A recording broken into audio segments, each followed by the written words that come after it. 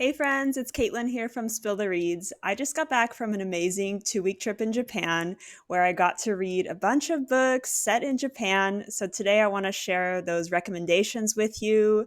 The books I read happen to be kind of for foodies, but I'll give some recommendations for all types of other genres that are on my TBR for future trips to Japan. So, before I get started with these book recommendations, I just want to remind you because I'm sure you're going to be buying a travel guide. If you go on Libby, you can actually check out travel guides for free. And this is awesome because when you get a travel guide, you're going to always get a new one for every time you go because the old one will become outdated. And so, this was really helpful for me. I checked out several travel guides, Lonely Planet books, and they really enhanced my trip. So there's my hot tip.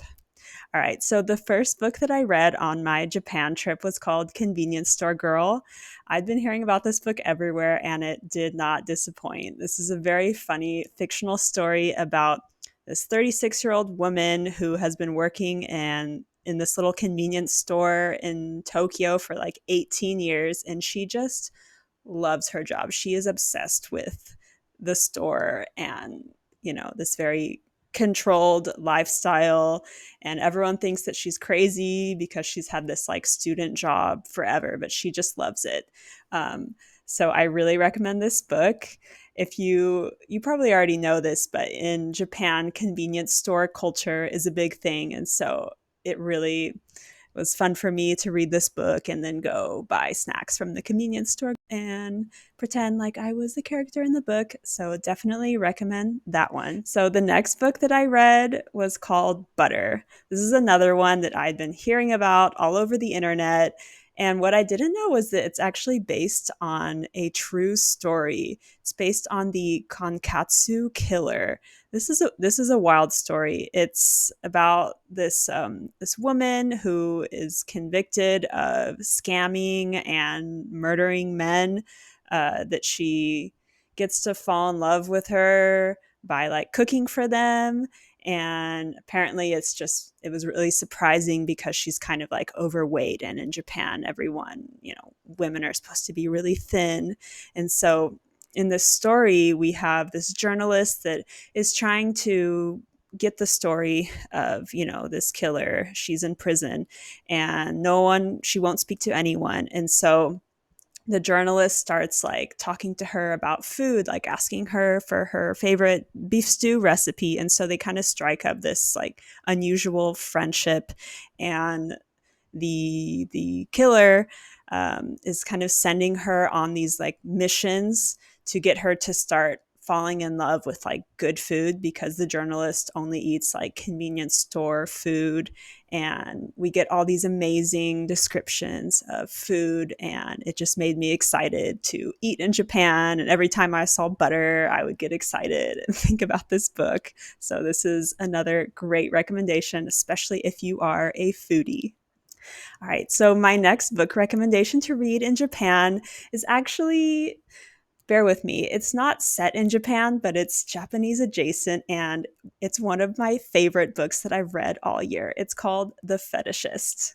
So this is a revenge thriller about this Japanese American young woman who is seeking revenge against the man that she blames for her mother's suicide.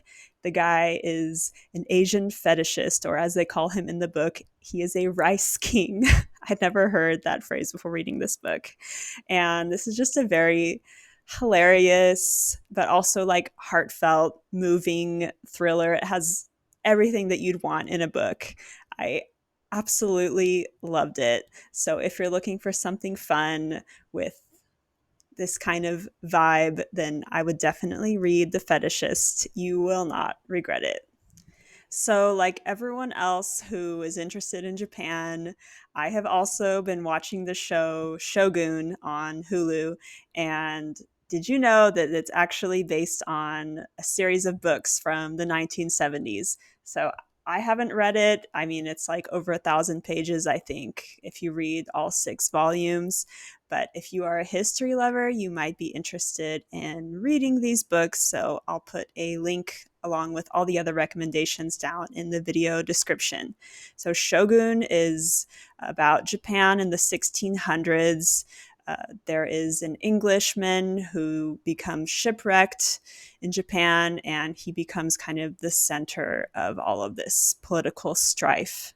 And I'm finding the show really, really interesting, even if I have a hard time kind of following all of the details, especially because it's mostly in Japanese and you have to read the subtitles. But I imagine the book would be very interesting to you if you are a history lover. My next book recommendation is for the cat lovers. So, in general, there's like a million and one books about cats in Japan. It just seems to be like a huge thing over there.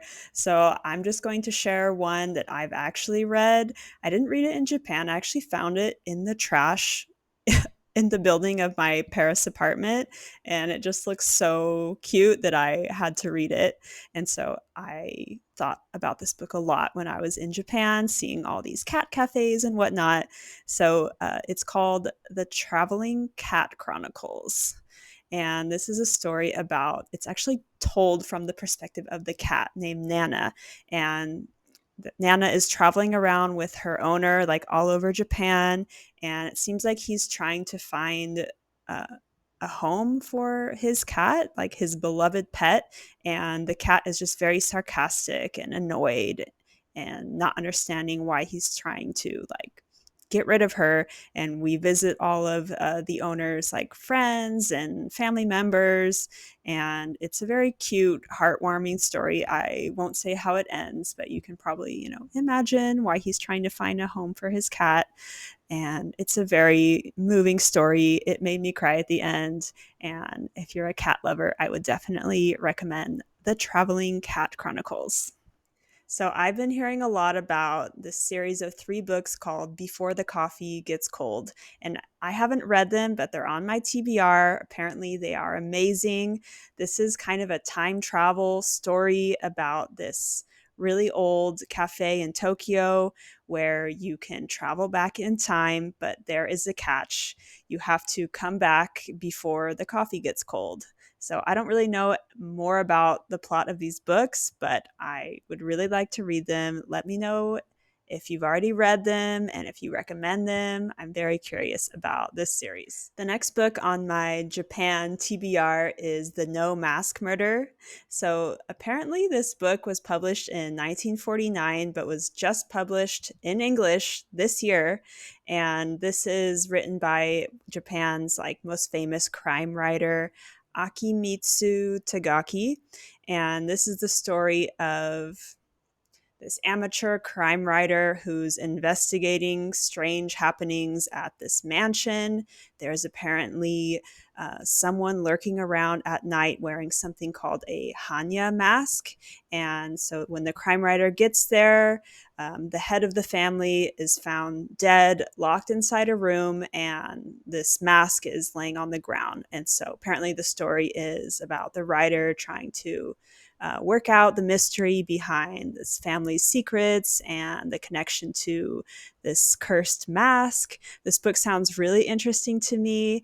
Let me know if you've already read it. I really like this kind of mystery story, so I'm looking forward to reading that myself. A memoir that I've heard people talk a lot about that I would love to read is called Abroad in Japan by Chris Broad.